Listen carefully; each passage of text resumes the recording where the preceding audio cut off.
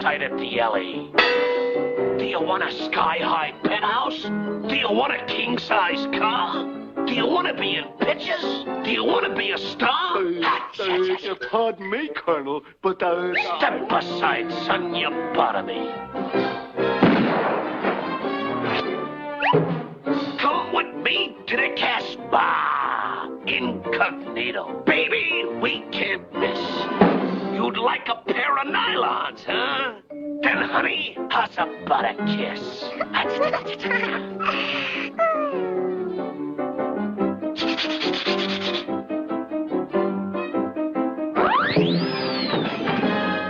Ladies and gentlemen, I don't actually belong in this picture, but I can't pass up a chance like this! Woohoo!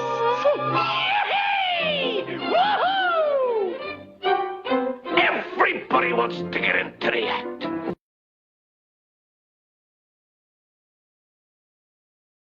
Thank you so much for visiting with us here. There is a human story behind every venture, large and small. Please let me share another one with you about your virtual world. Our founder, Professor Singer, started off just like you and I. God bless the teachers of the world who loved us as much as we love them. His teachers instilled in him a profound and lifetime love of learning.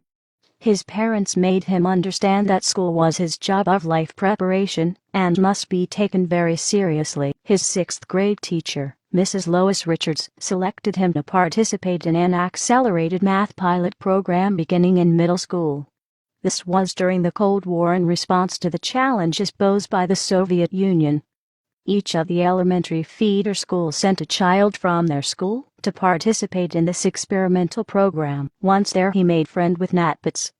He and Dr. Pitts remain friends to this day. Nat was a director at the National Science Foundation as well as the National Institute of Health, and served on the White House Office of Science and Technology. At 13 years old, the family moved to Honolulu, Hawaii.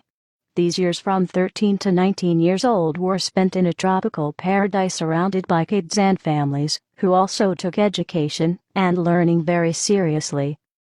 It was a deeply ingrained part of their culture. Despite the hard work, there was time for beaches, friends, and learning the ukulele. The ukulele was the true beginning of a lifetime love of musical expression. High school graduation opened the door to a lifetime of new roles and new learning. He didn't know it at the time, but he was to become all of these. The guitar is one of the loveliest of all musical instruments. The carving of the gliding bird on the bottom of his guitar was inspired by watching one flying free over an old slave castle along the Atlantic coast in West Africa. During the summer of his freshman year, he landed a job as an archery instructor at a summer camp near Big Bear, California. Mountain life for him left an indelible memory of peace, tranquility, and beauty in a time of huge changes and turmoil in the country and the world. During this same period, there was a strong pull to see even more of the world. He enrolled in a class to study the language of Brazil so that he could travel to a land of incredible music and musicians. Out of nostalgia, he traveled by to Pasadena to see his former sixth grade teacher, Mrs. Richards. She was happy to see him and hear about what he had been doing and what he yet wanted to do. She had become the regional director of Project Head Start and invited him to visit one of the classrooms. He was hooked. He didn't know it at the time, but teaching would be the central theme of his life. The little kids had a magical effect upon his soul and spirit. The plot thickens. In fulfillment of the military draft, he sought out and was selected to live and work in East Palo Alto under Reverend Carl Smith. Reverend Carl Smith kindly gave him free rein to engage in whatever community service pleased him. Dr. Warren Heyman, principal of a local elementary school, invited him to develop a pilot multicultural studies program for the school as well as serve half-time as a teacher's assistant. Okay, so let me put this... So through the Cultural Center and together with the school system, I started a cultural education program, like pilot program in one of the schools. And that was really exciting. Those little kids were so pumped up. And it was just like energy, feeding energy all the way around. as long as it was with the young kids, because the older kids who were like in junior high school and high school were into some really self-destructive. They, on one hand, a lot of them were into really positive and ambitious and adventuresome things. On the other hand, a lot of them were smoking dope and, like really, really busy getting high, doing destructive things to themselves and people around them. Mr. Singer also teamed up with a local artist, Talalam Shuja, who was also heavily engaged in community service.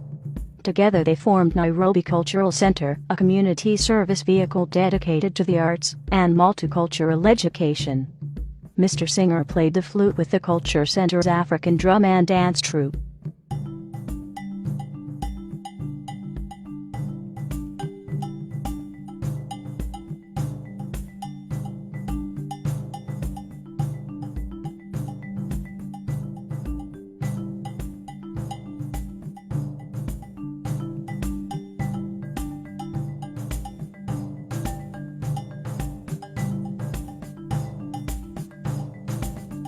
The Cultural Center's mission also included giving concerts for the benefit of schools, other community organizations, and even nearby Stanford University. After the required 2 years of community service, wanderlust again took hold.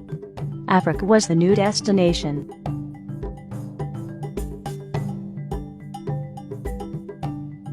Immediately upon arrival, there was a whirlwind of things to do and people to meet.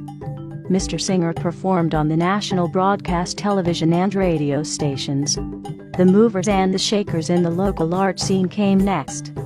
The stay was extended by enrolling in the Institute of African Studies at the University of Ghana, Legon. This was later followed by teaching art in a solid prep school in the capital city of Accra, Ghana. Then came a year-long tour of the country playing with a West African high life band. Then came 3 years working as a painter and sculptor, specializing in African themes. Learning the language is as easy when you're immersed in it. After 5 exhilarating years, it was time to return to the United States to study mechanical engineering. The dream since early childhood. Papa. Oh.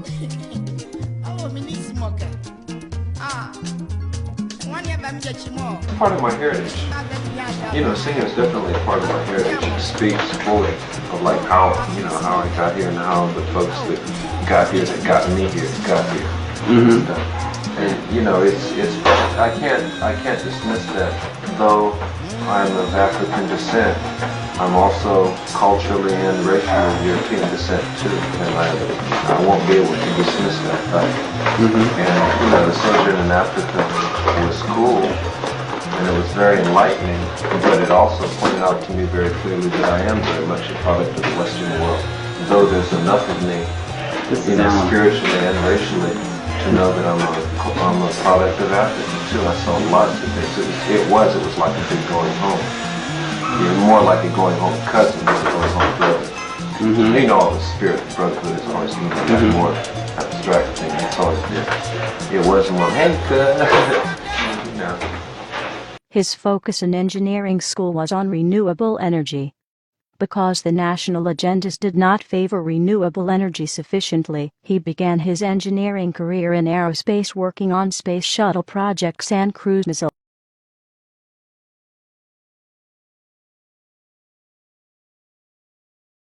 During the years spent working through engineering school, Professor Singer had worked full-time with 13 to 20-year-old young men ensnared in the juvenile justice system. They had been incarcerated because of crimes involving drugs, or because drugs had played a large role in their errant behavior. He saw firsthand and up close how the burden of collective societal failures heaped up large groups of victims, many of whom would face a lifetime of struggle as a consequence. Their fathers and mothers failed them. Their schools failed them. Their communities failed them. Their friends failed them. The justice system failed them. There was a very steep price for everyone to pay. The good news is that in those 4 years he spent together with these boys, some of them were able to see through what appeared to be an otherwise murky future, and find hope to move on to much greater dreams in spite of the lousy hand they had been dealt. He was convinced that spending a career working on armament wasn't the reason he was put on Earth, so he formed his own engineering research firm. There was lots of work to do performing machine design, thermal research, and solar distillation research. Around this time there were dramatic developments in computer animation. This held a deep fascination because it was the synthesis of technology, computers, drama, painting, sculpture, music, and storytelling. All the things he already loved. It was clearly time to pull out those old lifelong learning tools and prove to himself that he could do this too.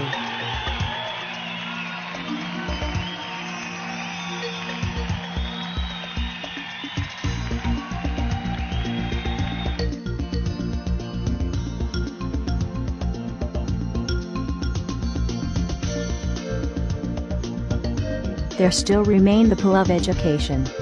There were still engineering courses to teach. There was still the need to teach chemistry, physics, and earth science to high school students.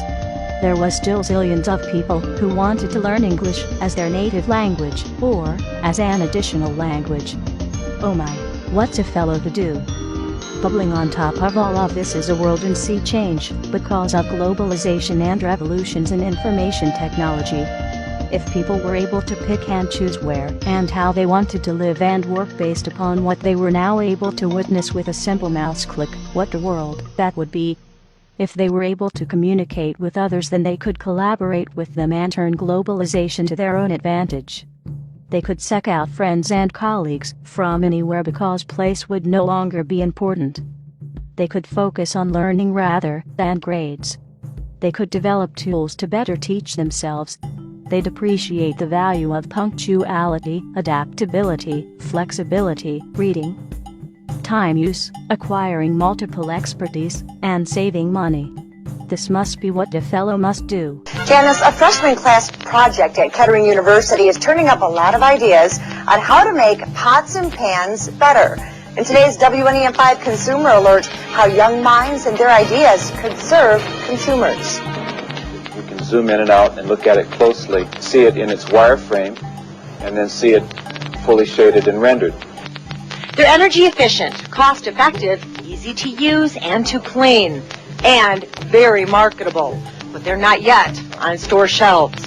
There's nothing on the market like what we're doing. Philip Lundberg is just one of nearly 70 freshmen at Kettering University who have teamed up into groups to invent better-made cookware.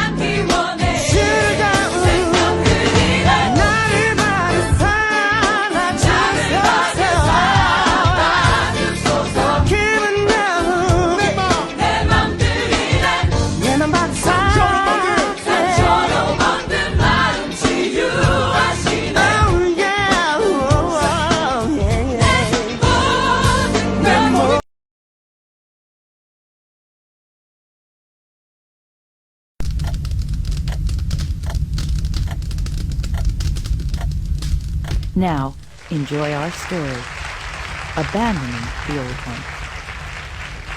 One. Once, in long-ago Korea, it was the custom to leave the old on a mountain to die.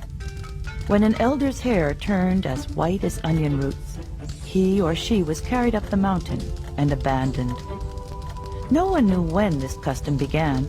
No one liked it, but all obeyed. All except one young man.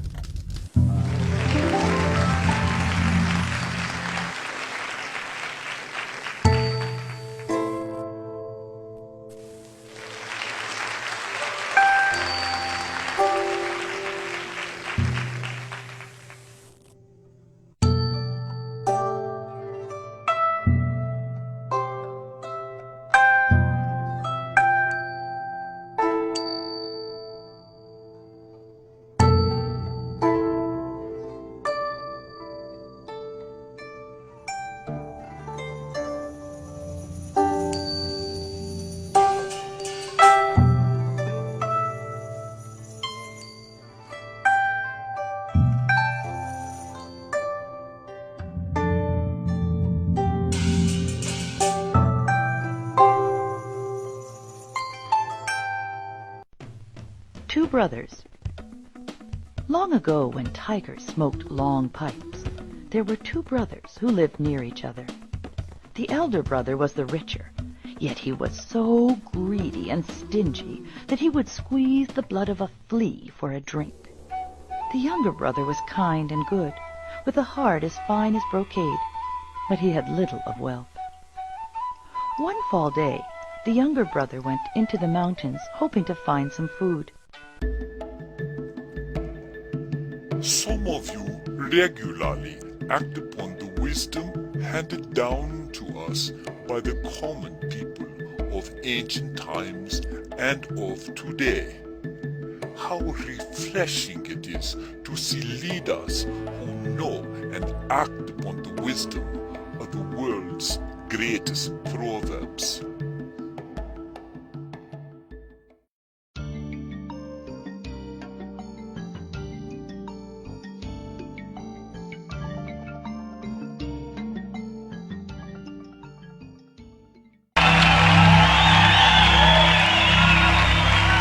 Hi everybody, welcome.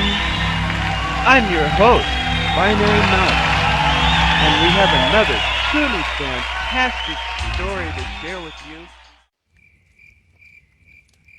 The president often says that although he is our national leader, he stands on the shoulders of giants. What you may not know is that he gathers much of his wisdom and guidance from sayings and proverbs of common people throughout the ages and throughout the world. He says that they can guide us all in good times and in bad times. The wisdom of these common people are often included among the giants upon whose shoulders he stands. Dear friends, let us hear what President Obama has to share with us this evening about the proverb written on the screen behind me.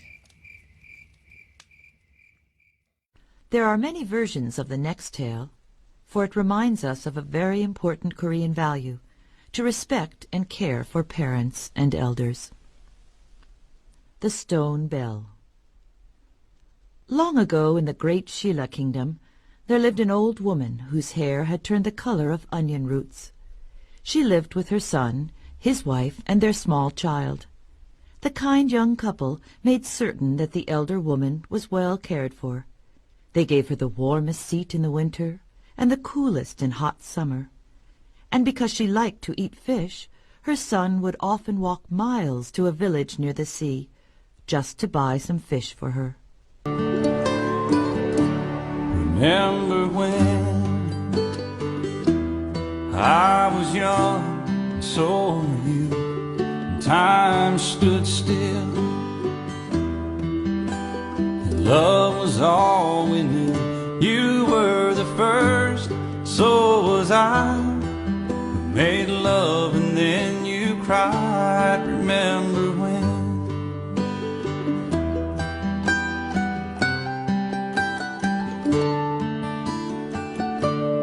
Remember when we vowed the vows and walked the walk and gave our hearts, made the start and it was hard. We lived and learned life through curves. There was joy, there was hurt. Remember when?